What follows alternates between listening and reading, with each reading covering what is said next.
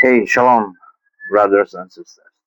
Ayon sa mga balik Islam, ah, lalo na itong si Baser Sakaging, si Ahmad Barcelon, dati daw siyang reverend.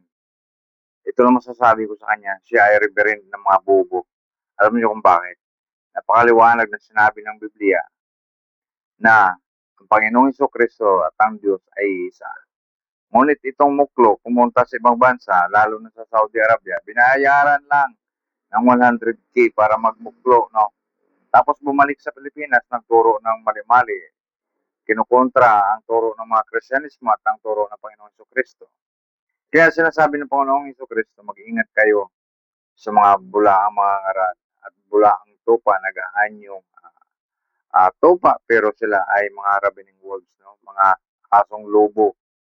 So mag-ingat kayo mga brothers and sisters, no? Sa mga nagtuturo tungkol kay Kristo na mali-mali na ang kinila na propeta doon si Kristo sa kanila, pero at mahal nila si Kristo, pero ang totoo hindi. Kasi ililigaw kayo ng mga ito. Sinabi nga ng Panginoon na mag-iingat sa mga ganitong klaseng tao. Sila ay mga asong gubat na nagtuturo ng mali-mali laban kay Kristo.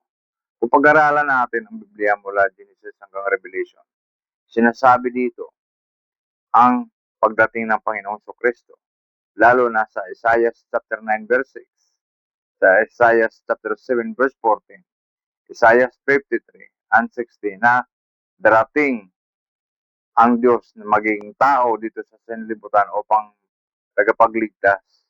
Ang propeta nila, tagapagligtas ba? Yun ang tanong dyan. May kapangyarihan ba ang kanilang tinuturing na ala? Wala.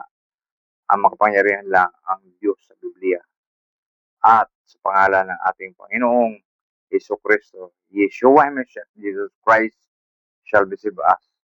Alam nyo, sinasabi ng Panginoon na sa mahuling araw ay darating at dadami ang mga asong lobo na ito upang iligaw kayo. Kaya mag-ingat kayo. Ayon nga sa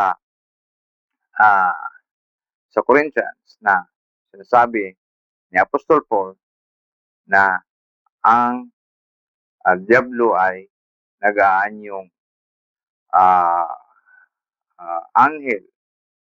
Ngunit pag-aralan natin ang kanilang mga turo ay kontradiksyon laban sa Panginoon Kristo. At binabaliktad pa nila na si Paul daw ang nagturo ng mali-mali tungkol kay Kristo, ginagawa daw Diyos si Kristo.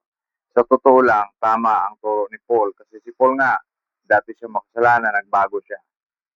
Yung tinuturing nilang propeta, makasalanan na nga, bobo pa at mali-mali pang turo.